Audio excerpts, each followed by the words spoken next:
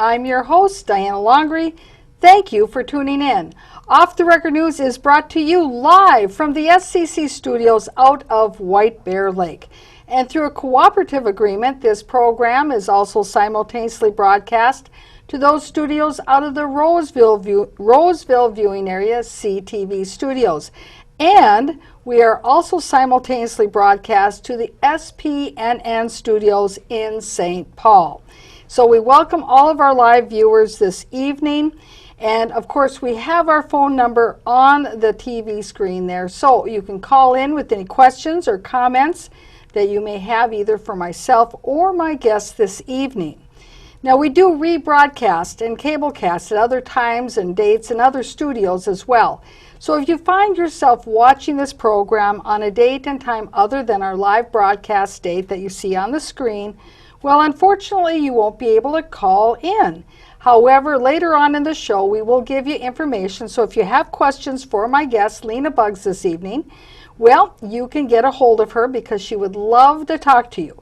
And on the other hand, if you have a show topic idea for me and you think that it would be something that other folks would like to know about, please get a hold of me on Facebook 24/7. I'd love to hear from you. So this evening, we are going to be talking with my good friend, Lena Buggs. Now, Lena has been on this program a number of other times in the past, talking about very important, relevant issues going on in the local community. Well, she has decided to run for Ramsey County Soil and Water Commissioner. There's a number of seats that are open this fall, and she is running for one of those. And so I'm very pleased to present Lena Buggs this evening to talk about her run for this position. Thank you, Lena, for being here. Thank you. I was just saying that I always have such a great time whenever I appear on the show. So thanks for having me. I'm really looking forward to a really spirited and robust conversation. Exactly. And I'm hoping, too, that now that we're live in St. Paul, that we'll have a few of our viewers from St. Paul calling in tonight because, well, the area that you're going to be representing is in St. Paul, correct? That's correct. I'm running for Soil and Water Conservation District Supervisor, District 4. I dare you to say that 5 times fast. Mm-hmm. And it's a pretty broad area. Viewers may or may not know that the districts were redistricted. In the past, they were at-large seats, so there were 5 conservation supervisors, and everybody in Ramsey County would vote for them. Representative Rich Hansen decided, along with the other legislators, to redistrict the Soil and Water Conservation District. So now they are according to districts. I'm in District 4, and there are 4 other conservation districts. So roughly in my district, in District 4, it's approximately 108,275 residents that live in my district, and they're districted around the county commissioner districts as well, I see. As opposed to the wards. Right. And, and I noticed that we inadvertently put down Soil and Water Commissioner on our screen, but it really is a supervisor position, correct? It is. It is. It's commonly referred to as the Water Board, mm-hmm. and we are referred to as commissioners, but it is a supervisor position. So the day-to-day aspects, we don't manage it. It's basically a policy board.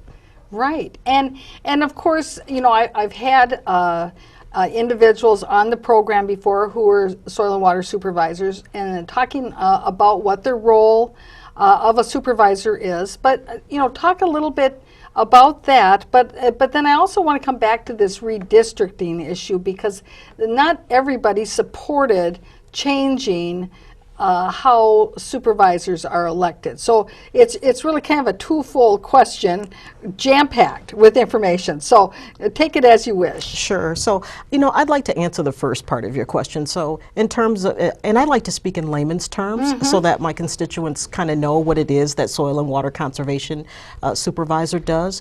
So basically, as I alluded to earlier, we're a policy board, so we don't manage the day-to-day operations. We manage basically administration and conservation activities. And what that does is we're responsible for administering the annual comprehensive plans, long-term 5-year plan, as well as the annual plan. And so we're basically a policy board. And it would function just like any other board would. We would approve tool usage, personnel, job descriptions, fiscal matters, if you would. So it's pretty similar to other boards.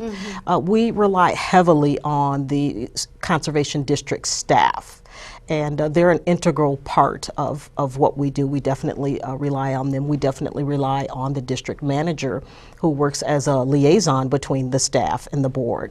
And I think it should be important to mention to our viewers that it's not a taxing body, that they don't have taxing authority, that they rely upon the funds that they receive from the Ramsey County Board, and that you actually do not set levies or do bonding or any of those types of other very familiar activities that people associate with, boards and commissions and other governmental entities. Diana, you are absolutely correct. We don't have those authorities, taxing authorities. We rely solely on state and federal funding. Basically, our state funding comes from the Board of Water and Soil Resources. That is the state board that manages conservation activities and water resources. And also, it is imperative that we have an excellent relationship with the county board, with our county commissioners. So those state funds usually come from the state general fund, and then the Ramsey County Board kind of acts as a fiscal agent, as well as the Board of Soil and Water Resources. So you're absolutely correct. We definitely depend on that. Another big part of our job is actually applying for federal grants. Right. And that would be very important to be able to bring those dollars back home to the local level for those, especially water conservation initiatives. And I know that in the past that the Soil and Water Board, that they worked on the groundwater plan for Ramsey County, which was certainly a very important policy that they worked on, that they set forth, because Ramsey County actually uses more groundwater, from what I recall, that they use more groundwater than they replenish. Well, you're absolutely right. I mean, residents in Ramsey County, 75% of residents are dependent upon groundwater. So it's very important that we protect our groundwater. It's very important that we protect our water resources and our infrastructure plan. It's important that we protect and initiate resources so that community members are able to participate in conservation activities as well too. So education plays a big part in kind of what we're doing and what I hope to accomplish on the board. Exactly. So now tell the viewers a little bit about your background. What is it that you bring to the table? Sure. And why should they get excited about Lena? Well, as you know, I ran for state representative in 2014. I was the Green Party endorsed candidate, and I had a pretty fair showing in the polls of 14%. I decided to run for soil and water conservation because I really care about our resources. I care about stormwater runoff. I would like to enact a green infrastructure as a way to get people excited about conservation, protecting our built environment. So it's very important, if you're going to run for a soil and water conservation district supervisor, that you have a background in science. So I have a background in science. I graduated in 1992 from St. Thomas Academy, and I also have a finance background, which is important because we'll be dealing with budgets as well too. So when you're submitting those annual and comprehensive plans, you have to submit budgets as well to the Board of Soil and Water Resources in order to get that funding that's necessary. Well, and I could see we're having a financial background and understanding really, how to read the spreadsheets and think about how to be fiscally responsible with the dollars that have been allocated to the body, because since the body doesn't have taxing authority, you can't just say, well, we got this next big project we'd like to do, so let's just increase next year's levy by 0.5%, and then that'll cover it. You don't have that luxury with if this only it board. were that easy, right? Yeah. So basically, we are responsible for finding those resources. I mean, and it is a very taxing thing to do, to find resources for your district. The county board has other priorities, so it's imperative that you have a great relationship with the county board. It's also imperative that you have a great relationship with the Board of Soil and Water Resources as well too, because that's the state water policy board. So it's and your grant funding, a large portion of that comes from the board. I'm very excited to announce that in fiscal year 2016 as well as 2017 that conservation districts and supervisors will be getting an additional $100,000 resource allocated just to help build organizational capacity.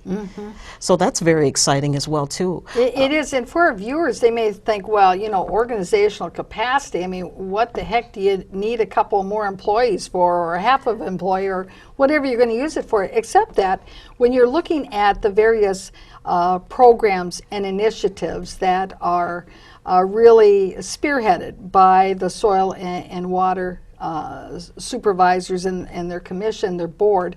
There's programs such as capping wells, people's wells, which of course you want to cap wells that are not being used because that helps to protect the groundwater. Exactly. And there are also the issue of all these, you know, a little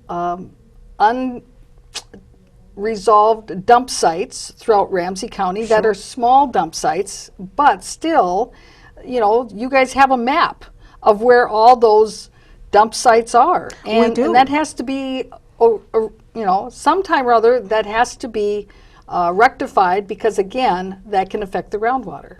And in addition to, you know, native plantings, invasive species, I mean, we're an interactive board. So we interact with multiple agencies. We may interact with the DNR.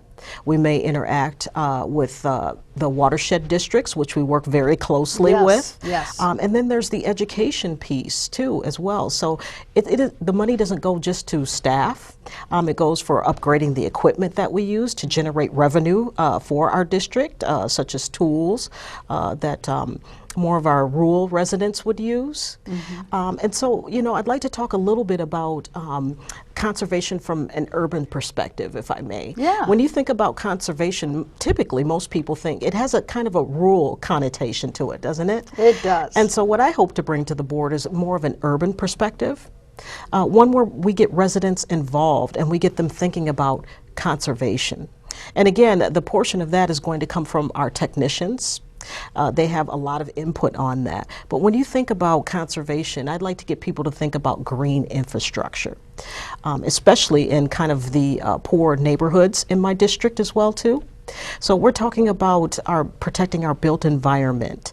We're talking about planting more trees. We are talking about creating eco districts where we have green rooftops, where we have rain gardens, where we're practicing rain harvesting. So those sorts of. I was just thinking about that, because so oftentimes, you know, it's easy to look at the big ticket items that, oh, you know, that will cost a lot of money. But there's a lot of initiatives that just the regular person can take that aren't costly, but can make a big difference. And you talked about rain harvesting, and something as simple as being able to construct you know, the runoff off your roof into a rain barrel, so that way you are harvesting the rain. That is one way that people can make a difference. And reusing gray water, I think, is an issue that that needs to be brought into the forefront as well. So there's little things: washing your clothes in cold water, reusing gray water from sinks and tubs, obviously not from septic tanks or anything like that. But so there's, when it comes to policy initiatives, you know, when we set our annual and comprehensive plans, these are the things that we're looking at, in addition to the fiscal matters, right? So we have to be financial stewards over our financial affairs. So I think my background in science, as well as budgets, I've managed $2 million budgets before. I'm a financial advisor by trade, so that comes easy to me. And I look forward to working with the current board, should I be elected. Well, and I think that from, and I say this as a friend and having known you for a while, but I think it's one of the strengths that you bring to this position is that you are a people person.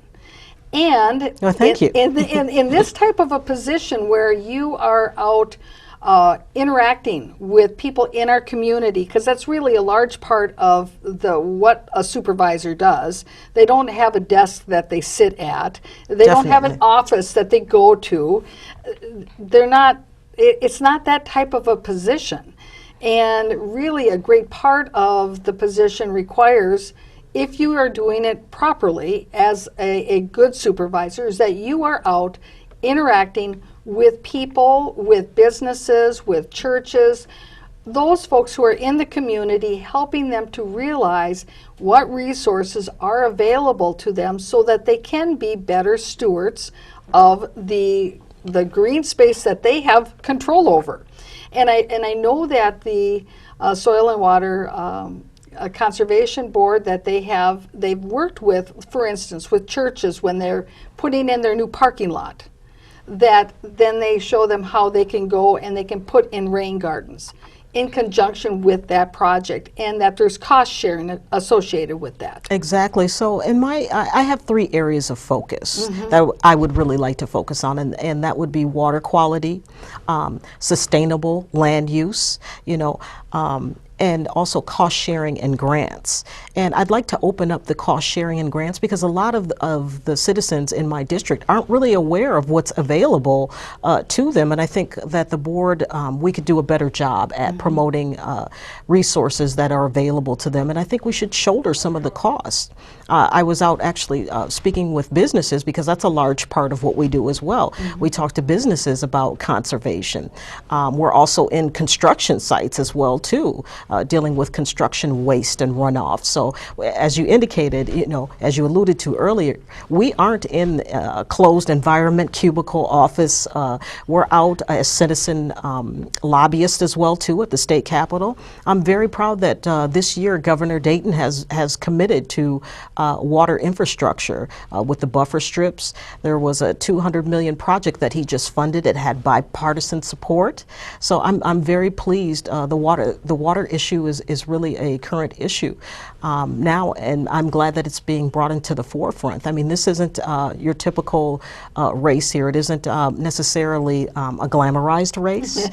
In fact, I jokingly tell people I'll be on the ballot on the second page at the bottom. So it's the very last office that you vote for. Last but best. Exactly. Well, and that's part of the challenge too, is getting people to check that box, because typically the seats were at large. So what would happen is that people would say, okay, I'll close my eyes, flip a coin. That's basically how those decisions were made. But now that I think with redistricting, I'm all for it. I think it's going to be great. So only the people in your district will have the opportunity to vote for you.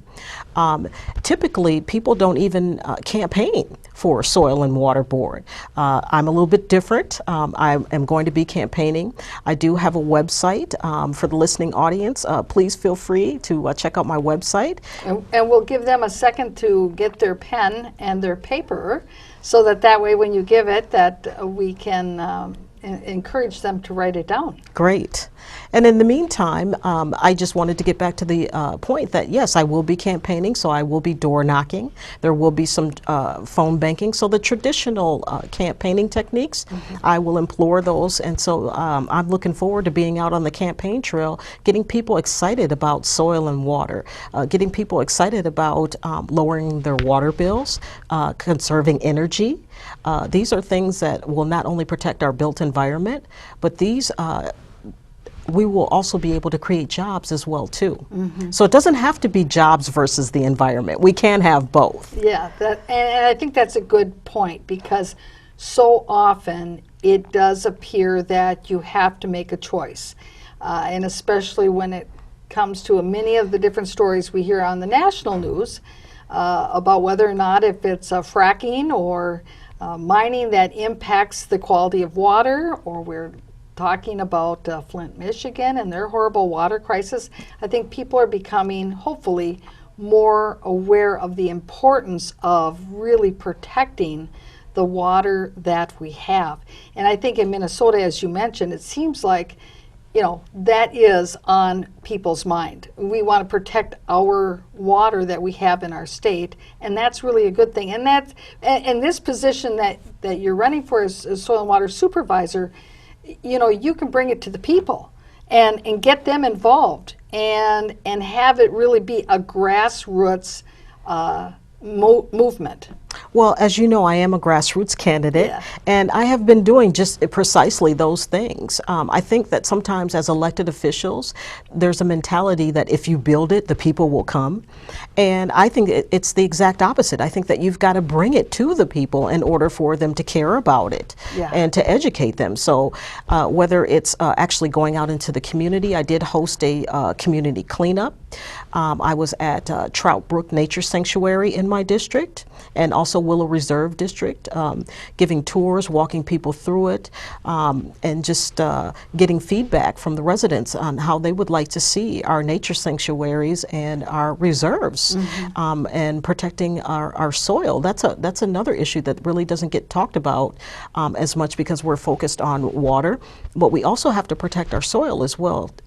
And if we allow contaminants and stormwater runoff and trash and litter to get into our drainage systems, that isn't good for soil. Right. Well, and also the issue of erosion. Yes. And not taking care of certain areas that maybe have been exposed, or blufflands, or you mentioned construction sites.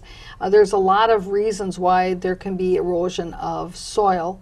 And I think I recall back from some time ago, I think somebody was telling me that the Soil and Water Board was initially originated because long ago there was the concern of in farming areas of erosion of the soil and wanting to protect the water.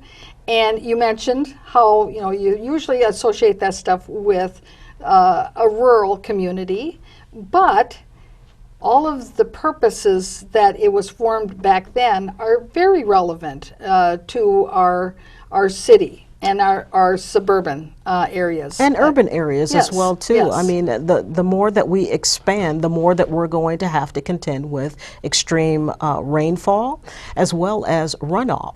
So what we want to do, and this is again where the science background comes in, but what we want to do is we want to mimic natural hydrology.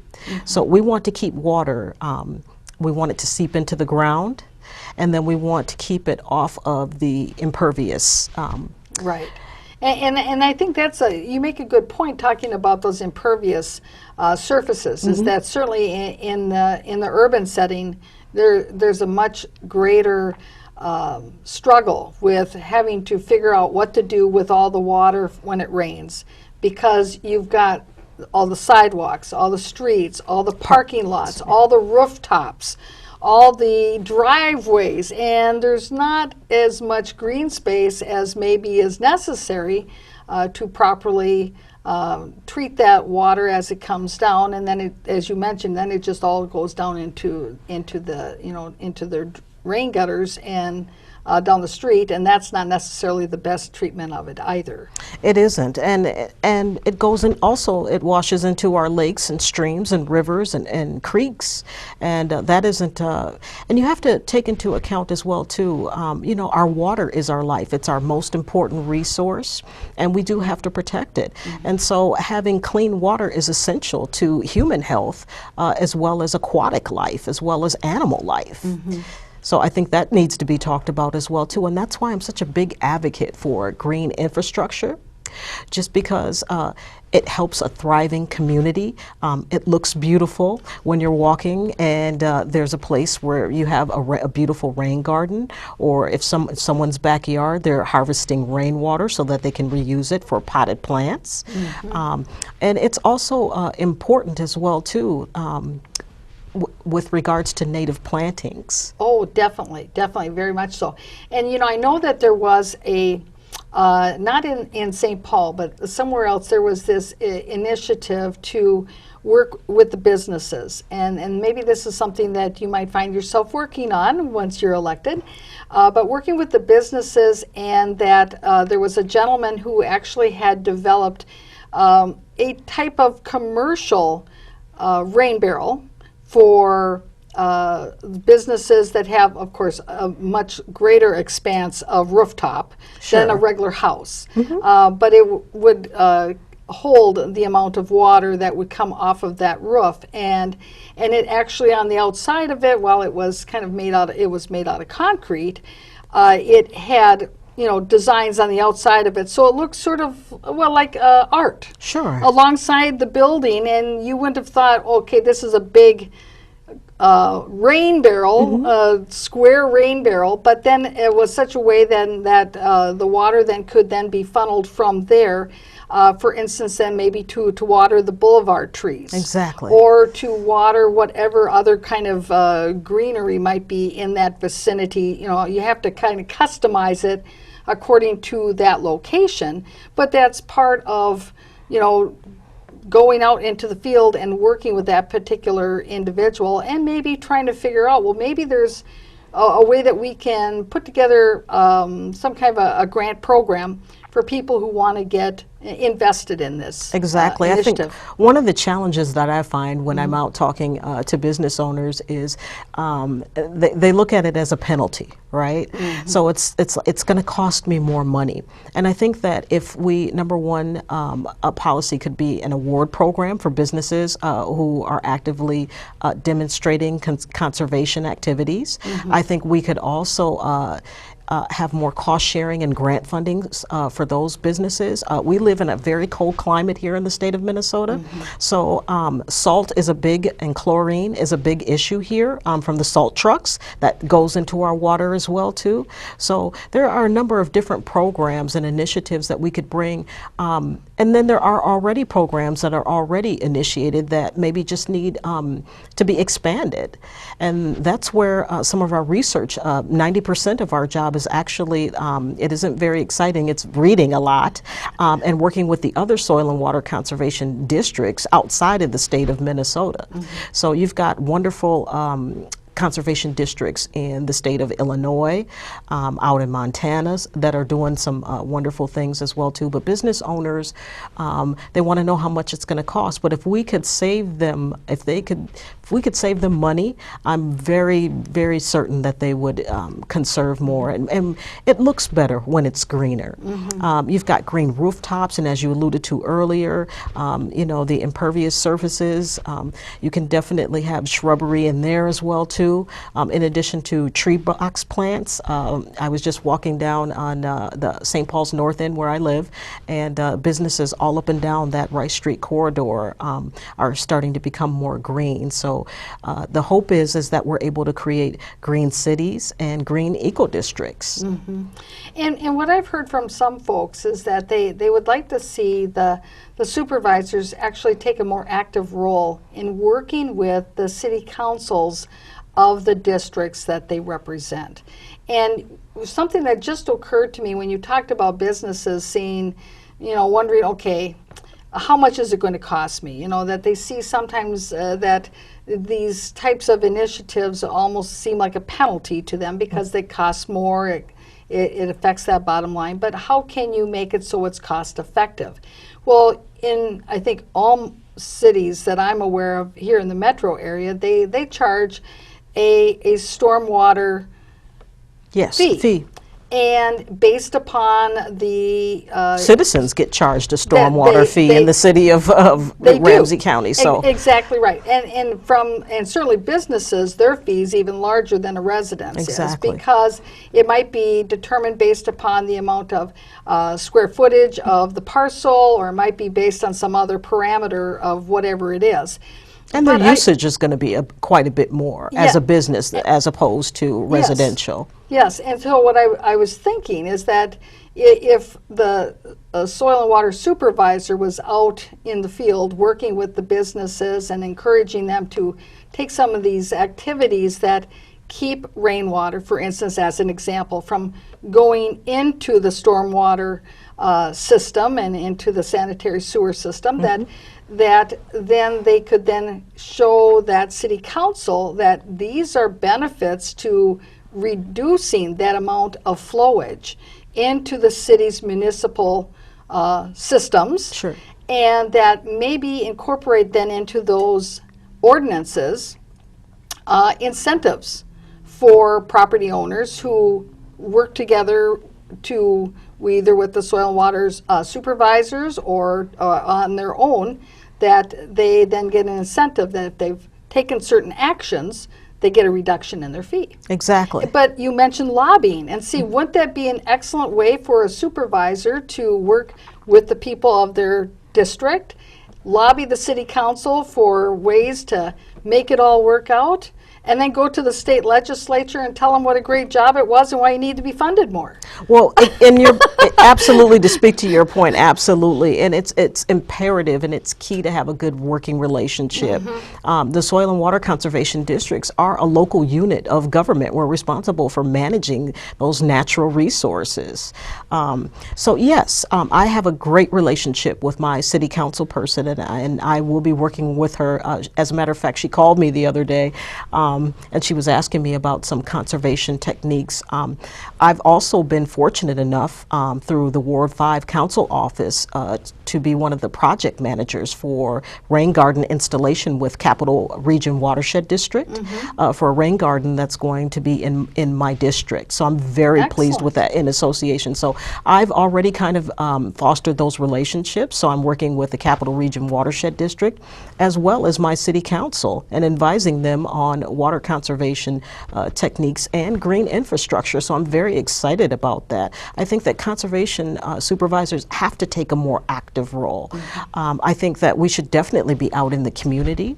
We should definitely reach out to the local arms of government. We should be having those daily conversations with not only the city council members, with members of the state legislature, and also with the county commission. I mean, we are all interconnected. Yes, definitely. Well, and also keeping an eye on what issues that these other governmental entities are working on, and thinking about how does that interact with the policies that the Soil and Water Board has in place or that they're considering to put in place or amend. Yes. I mean, and that's because you want to be in sync with either with what somebody else is doing, or if they're looking to take some action, be able to give them input as to if there's unintended consequences, or if it's a good idea. Certainly. Or maybe that, you know, in Montana, as you mentioned, that there's other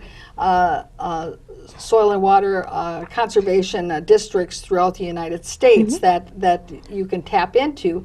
You know, and even in the state of Minnesota, I mean, we've got 96 soil and water conservation districts in the state of Minnesota. So in northern Minnesota, we could definitely be reaching out as well too. But I know in my own research, I've been expanding my search, if you will, just to keep the lines of communication open. Yeah, that's right. And finding ways that we can expand our cost share initiatives, finding ways where we're involving the community, finding ways where we're giving talks about preserving our watershed districts. I think that our watershed districts are coming to the board and saying, where are you guys? That's right. Well, and I think it's very, in my experience, is that the best policies that are created by taking the input from many voices. Yes. Not just 2 or 3. Exactly. So anyway, but I understand that we have a caller on the line. So Wonderful. let's get our caller out here to the table and see what's on their mind. Thank you for calling in. Go ahead. Good evening. Hi. I'm very impressed with Lena Buggs as a candidate. She seems to have done her research, and I'm also personally acquainted with her as a Green Party activist. So I would like to pose the question tonight. Lena, as a member of the Green Party, if you are elected, what Green Party perspective and focus will you be bringing to this office on the Soil and Water Board? Well, thank you, caller, for the question. And I've already alluded to that. As a Green Party endorsed candidate, I would be bringing forth initiatives such as green infrastructure, decentralization. I think right now the board isn't really taking into account our our residents. I don't think they're taking into account the businesses. I don't think that they're taking into account any other voices outside of kind of the board and the state entities. So I would take some of those, some of the Green Party initiatives such as decentralization, green infrastructure, and trying to really work with the board to implement those policies. And with water conservation being at the forefront of everyone's mind, I think there's support. Again, this is a nonpartisan position here. So there isn't just all the partisan politics that you would normally see at the state level, if you will. So I'm really excited to be bringing green initiatives and green values to the board. Mm-hmm. Well, and I also know, and I want to make sure to mention this before we get too far into the program, is that I know that you are really an advocate for transparency, and that's something actually you take to heart. You hear a lot of people talking about transparency, and in reality, they continue to have their meetings, you know, in the back room, and they're not cable cast. Nobody knows what's going on unless you show up as a member of the public and sit there during the meeting, and then you're not really felt welcome to be there to start with. Oh, gee whiz, you're from the public? You're here? Oh, what are you doing here? Well, I want to see what you're doing. Oh, okay. Well, just sit over there somewhere and be quiet. You know, well, we do want to foster a welcoming, yes, a welcoming that's right. atmosphere, if you will. Yes. Definitely, I am a big proponent of transparency. I would like to see the meetings televised. I would like to see the agenda actually put on the website and actually promoted more so that members of the public are able to view the agenda before coming to a meeting. Mm-hmm. But yes, they should be televised. Members of the public should be welcomed. And I also think that the meetings should be held later in the evening when people are off work and they're able to attend. Currently, the meetings are held at between 3 and 4 o'clock in the afternoon. And most residents and most business owners, they're attending to their business, and people aren't able to attend those meetings. So I'm hoping that with the way that the soil and water conservation districts, I'm hoping to bring that fresh perspective. I'm hoping to bring accountability, transparency. As you alluded to earlier, I am a people person, and it's very easy to get the broad support because we're all there to affect water policy. Mm-hmm. So, and then I also want to have a good, great working relationship with the district staff, and in the past that hasn't always materialized. Mm-hmm. So, right. Now let's take this moment to get your website out there to folks. Wonderful. So get your pen, get your paper. Okay. All right, so please check out Lena Buggs for Soil and Water Conservation District Supervisor. I'm in District 4. My website is Lena4 soilandwater.com. That sounds like a very easy website. It is easy, and it's easy to navigate. Mm-hmm. So as I alluded to earlier, this is a down ballot election, kind of a low priority election. And I just want to encourage people to check out my website. There's a lot of great information on my website, events that I'm hosting as well too. I'm really looking forward to campaigning, and as I indicated earlier, people don't usually campaign for soil and water. Mm-hmm. So there are potentially 40,000 residents in my district who are going to be getting postcards from me, who will be getting a knock at their door. I'll try to make it before or after dinner time. And I really want feedback from residents. I want feedback from the district employees as to how we can really have a sound board. Mm-hmm. Excellent. And for our viewers out there, if you could describe briefly sort of the boundaries of your district, if you're thinking about the streets.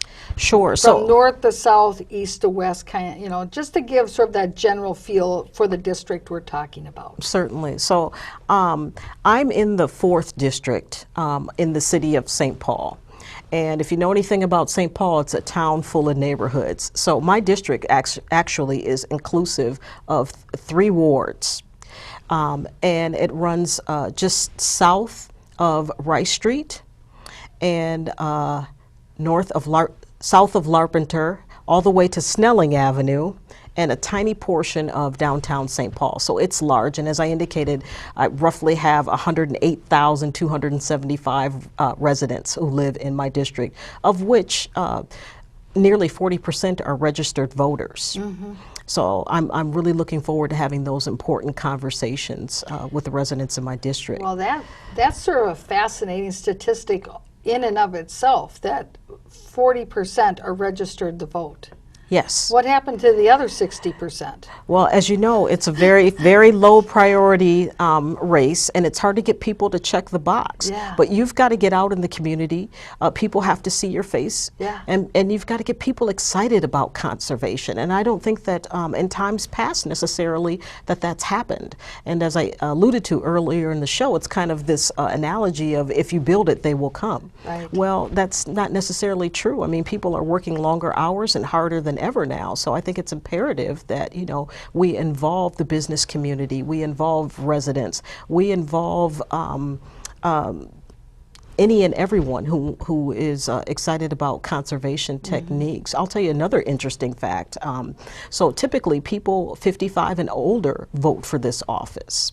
So, you know, it's going to be a hard task for me to talk to the millennial generation, and baby boomers as well vote, but typically residents 55 and older vote for soil and water conservation. So I'm really looking forward to having those types of conversations with seniors. Yeah, interesting. Well, see, and that's why it's so important for you to realize and to understand the makeup of the demographics in your district as to who is most interested and concerned about this, because certainly it should be a concern for everybody. Certainly. But you have limited resources. You can't necessarily reach everyone in the campaign. But once you're elected, then you'll be able to spend that next 4 years actually bringing this message to all the people who didn't think it was important. Indeed. At the time when the election was happening, because that's part of what the job is to talk about the initiatives that can be done to preserve the water, preserve our soil, and what can be done in your district. And land use Yes. operatives as well too. And I'm glad that you brought up the election portion of it. So when we talk about the office of the conservation districts, primarily of the district supervisors, they're 4-year terms. And due to redistricting, all of the seats are up. Oh, All of the seats are up. So everybody will be running for soil and water conservation district supervisors. So there aren't any staggered seats? There aren't. After the 2016 election, then they will go back to being staggered. So you'll have possibly 3 that will be up in 2018, and then in 2022. So they haven't decided yet who ends up with the short terms? They have not decided yet. Oh my goodness, how can a person run for an office and not know how long the commitment is? Well, and that's, again, I mean, that goes, and this is why we need funding for organizational capacity, right? Wow. That is a prime example of why we need additional funding. So being a skeptic of government, Sure. occasionally. And most people are, including myself. So my question would be, if they haven't decided what the length of the terms are yet, and they're not going to determine that until after the new supervisors are all elected. Well, let me clarify. Okay. So it's already determined. They're 4 years, and they're Okay. going to be staggered. Okay. They're just saying that all the seats are up for re-election now. Oh, I So see. everybody has to run for their seat. And then after the 2016 election, then they'll go back to the staggered terms. 3 elections will be up definitely in 2018. And then during the next presidential cycle, the remaining 2 seats will be up. Okay. So okay. I know it's kind of tricky, and again, this wasn't publicized, correct? Right. Exactly. And I'm going to tell you, I had a very, very difficult time getting information as a potential candidate. When I did call the Ramsey County Board, they weren't really that forthcoming. They just kept saying, well, you know, we haven't, the districts are still being redistricted, And so finally, I just kept calling and calling, as a matter of fact, and it was rather funny because now I'm on a first name basis with the district manager, Ann White Eagle now, and so she picks up the phone. Yes, Lena. So. Well, but it was good, though, that you had that perseverance to continue to follow up, and that did not deter you from being confident and certain that you wanted to run for this office, even though you didn't have the answers at that time. Exactly. No, it wasn't going to be a deterrent, just because simply I feel so strongly about conservation and the environment and also green initiatives. Getting back to the office in and of itself, I think it's important to let the public know that this board, there isn't a salary. It's basically a board that offers a stipend or a per diem, if you will, for attending meetings, gas mileage, things of that nature. So you really aren't doing it for the glory or the fame, so to speak. You're doing it because you really care about setting those district policies, and you care about the welfare of the residents and businesses and wild habitat and aquatic life in your district. So I think that's very important that people know that. That's a great distinction to make, because I think most people think that if somebody's running for office, they're getting paid some type of a salary. And Exactly. that is not the case in a soil and water supervisor position. It is not. You're really doing it because you have a love of wanting to set those district policies as well too. District supervisors meet on a monthly basis. A lot can happen. And I would also like to see district supervisors become more available and more ingrained in community boards as well too. I mentioned earlier the Capital Region watershed districts and some of the other Rice Creek watershed districts. We also work very closely with the Ramsey Washington County Soil and Water Conservation District as well too. So I would like to see each supervisor should be required to be in the community in that capacity. Very good. Now I understand that we have another caller on the line. Excellent. So let's bring our caller out here. Questions or comments this evening? Mayor Longridge, thank you for this show. And one question I have is that although I hear a lot of the public and elected officials talk about water conservation and keeping water clean, it's like buzzwords, but I see seldom they're not that interested in the hard education part. In Maplewood, where I live, I see that they use a lot of chem lawn all over with no education on that. And I see how even the city tries to keep their lawn very green. I think they're doing it through those kind of chemical methods. Plus, I see on the cable channel in Maplewood, they don't run very much education programming. All they run is about how to shovel your sidewalk with salt. Exactly. They've been running that loop for, I think, about 6 months now. Indeed. What can you do to bring more education methods available to the public? Because that's where I don't think we need more phoniness. I think we need more real solutions. Thank you. Thank you, caller, and you're absolutely correct. And as I alluded to earlier in the show, we have got to bring the education to the public.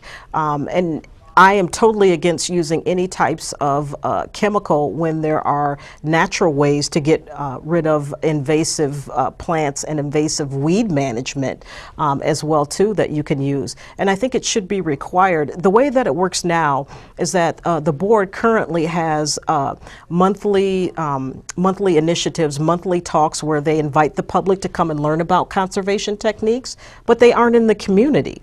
And so you have the same stuffy stuffed shirts that are coming in, and they're giving these grandiose talks, and people are leaving without any information. So you're absolutely right. We don't need more cronyism.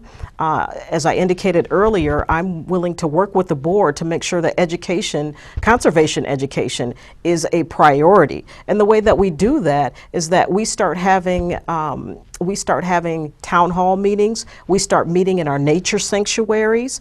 We start talking about green infrastructures and going to sites. We start talking about sediment and pollution control at construction sites. We start going into the rural areas, somewhat rural areas of Ramsey County, and talking about agricultural waste.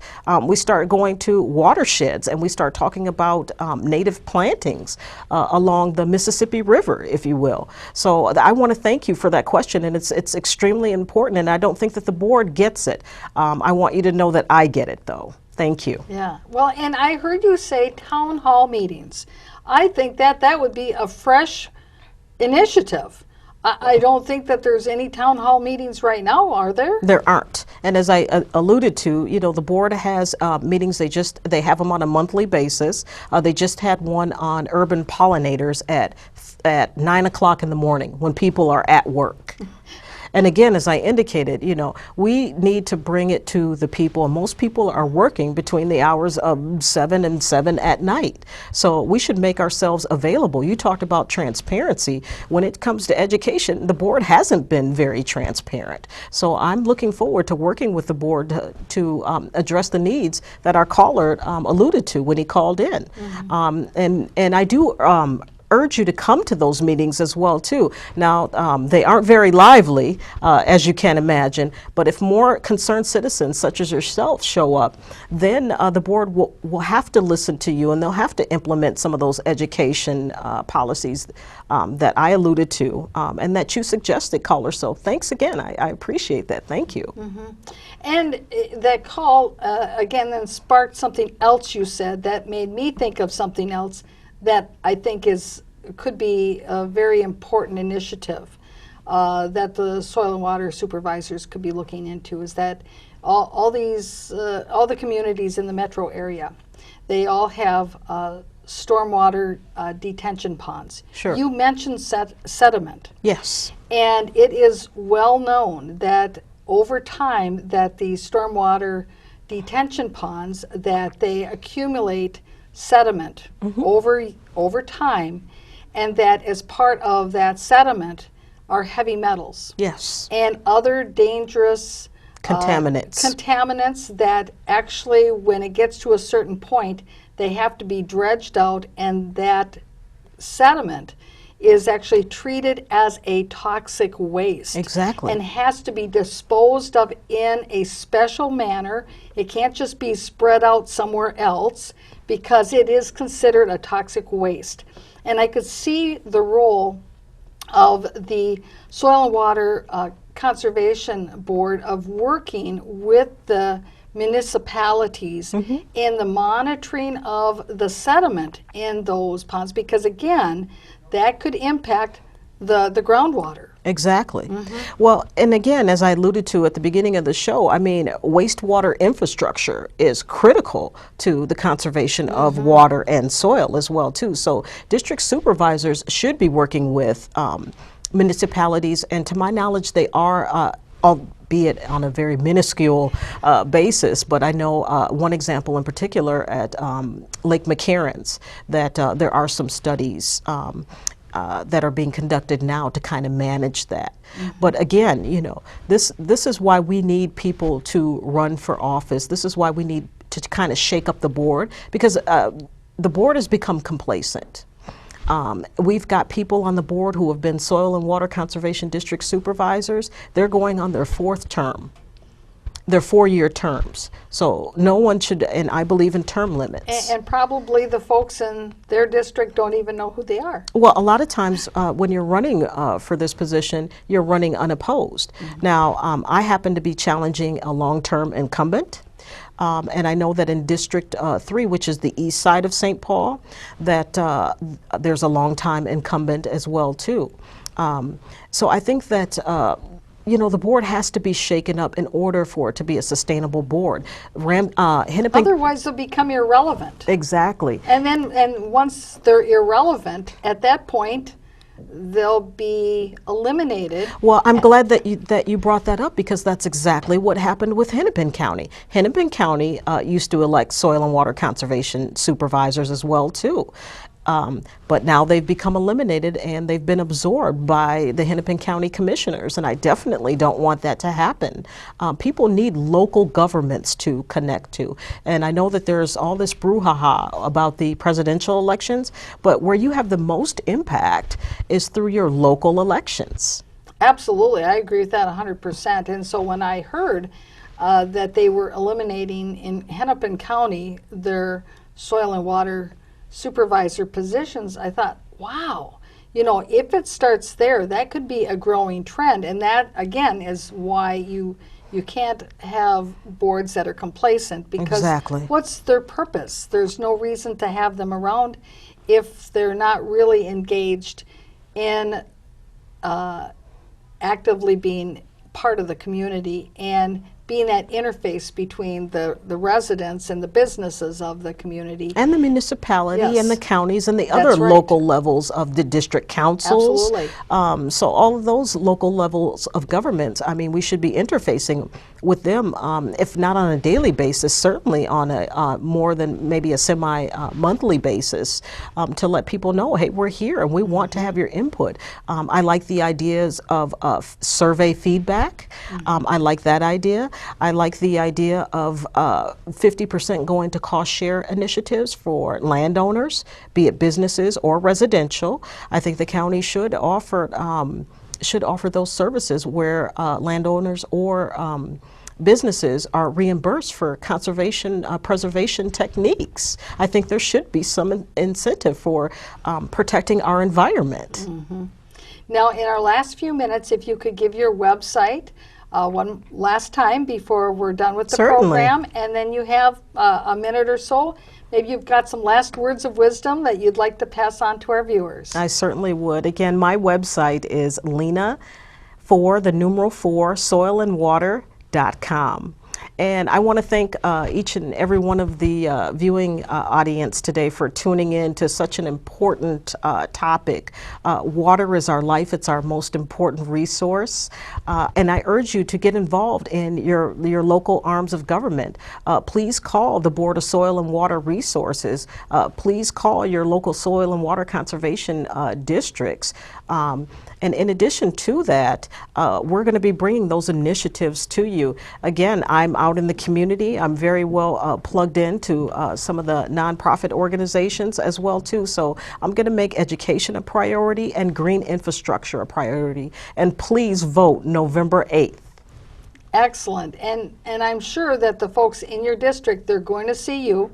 Yes. At their door, around in parades. That's right, because I know that from your past campaign that was something that you really pledged to the voters of your district, was to get out, to listen to them, to find out what ideas they had for improvement in their community. Exactly. And you're going to bring all those very same things to this campaign and to this office, and they'll all be very lucky to have you be their supervisor. Well, thank you. I hope that I'm able to be elected and work with the current board. So. Yeah, that's excellent. Well, we'll have to have you come back again a little closer to the election. Give us an update like midsummer. Certainly, I'd be more than happy to. Because, you know, it's early in the campaign right now, but folks always like to hear, well, what are the issues once you're out there in full force during the campaign? Yes. What are the issues you're hearing when you're out knocking door to door? What are some of the new developments, some new ideas that you've got? And certainly you've got a lot to work with right now, but I know that once you really get into the campaign full swing, there'll be a whole lot more. Certainly, and thank you so much for having me on the show. It was a pleasure. Yes, very good. Well, thank you for being here. And to our viewers out there, I want to thank you very much for tuning in to Off the Record News. And we will be back again next week with a new program. We'll see you then. Bye-bye.